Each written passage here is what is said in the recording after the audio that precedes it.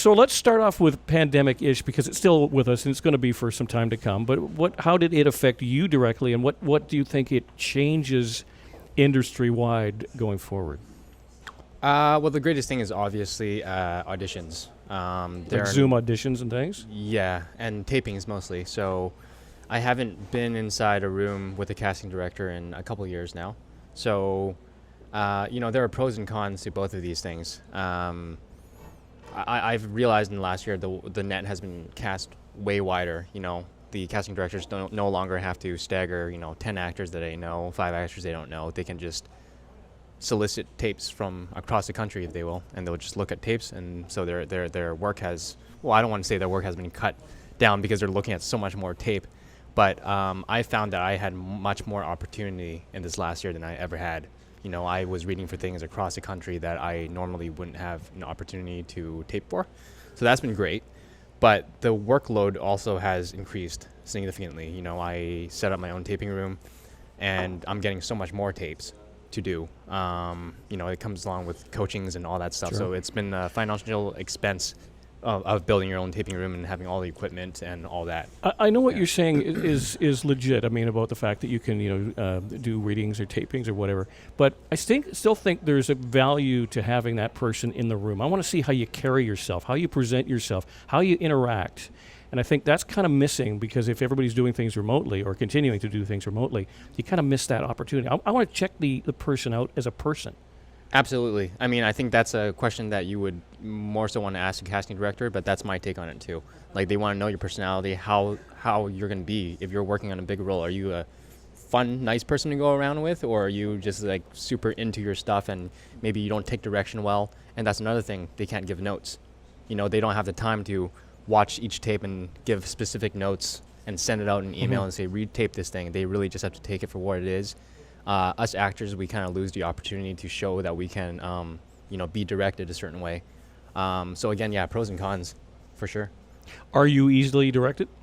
I think I am. You I think you honestly, are? I Okay. think I personally think I take notes very well. Yeah. But where I falter is that I have certain biases that if people don't give me notes, I fall into those cracks and I do things maybe not the correct way in those sense. Well, I can't speak for the acting world, but in broadcasting, and I learned years ago, there was some wise old broadcasters that said, you never take criticism from somebody you don't respect as being better than you at what you're doing. And I don't know if you can apply that to the acting world. I mean, obviously, if you're sitting with a legendary actor, yes, if they give you a note, I'm sure you're going to take that to heart.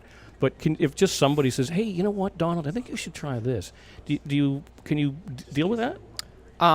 I think with anyone I work with in the industry, I really try and just serve what they're wanting. So the writer, the director, the producer, obviously, I take their notes, and even if I don't agree with it, I'll do a little bit of fight back and explain why I don't think that's correct.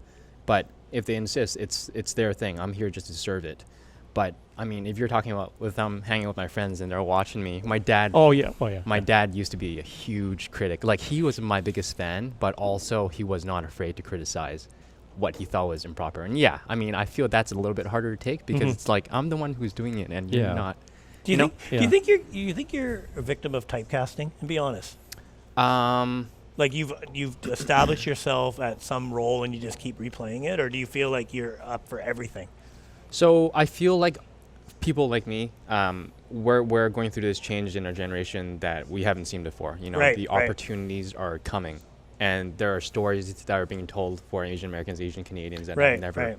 So in that sense, no. But I think early on, yeah.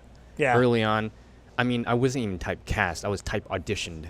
You know what I mean? Right. I wasn't getting roles, but I was being brought in to be the gangsters, the waiters, and the nerdy assistant and whatnot. But these days, things are changing, and I'm going out for and booking roles for things that I never used to. Wow. So I don't think so. You know what? It's funny because I wanted to bring that up because we've brought that up a few times before. It's a hard topic to in equality and things that are happening.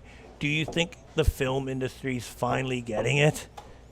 I think we're moving in that direction really strongly. Whether we've gotten there yet, I don't think so. I mean, obviously, you still see, the films that are being released. We're still a huge minority in terms of the stories that are being told about us. But there are some big Asian American movies that have come out and are going to come out in the next little That's while. Well, fantastic. it's not. Yeah. It's not something that's. It's something that's more prevalent today. But Eric Braeden, who's a German-born actor who plays Victor Newman on The Young and the Restless, and I interviewed him years ago, and he said when he first came to America, because he was German, all he could play was in war movies and play Nazis, and that's just the way it was. And he really stood up and he tried to sort of create a situation whereby, no, I'm more than that. Yeah, maybe that's my heritage or maybe that's my background. Yes, because I'm German, I play German soldiers. But that doesn't mean that's all that's in the arsenal. And I think it's really important, and it's really come to light more and more now. And I think it's about freaking time. Absolutely, I agree with you. Yeah.